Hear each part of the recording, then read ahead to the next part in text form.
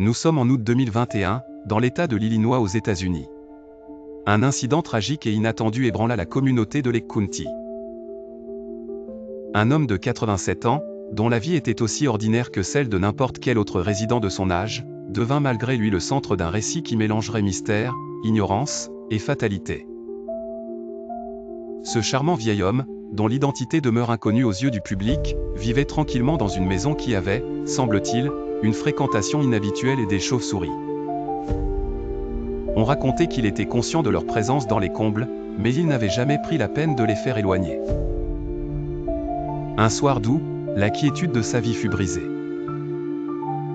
Alors qu'il dormait paisiblement, il sentit une sensation étrange sur son cou. Allumant la lumière dans un sursaut de panique, il découvrit une chauve-souris accrochée à sa peau, juste après l'avoir mordue. L'incident, bien que choquant, ne semblait pas le troubler outre mesure. La chauve-souris fut capturée, et des tests révélèrent qu'elle était porteuse de la rage. Les autorités sanitaires l'informèrent promptement de la situation et lui recommandèrent un traitement post-exposition immédiat, une série d'injections pour prévenir l'apparition de la rage humaine.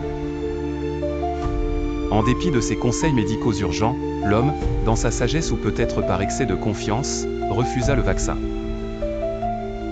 Il était persuadé de ne courir aucun danger. Les semaines passèrent, mais de façon inquiétante, des changements survinrent.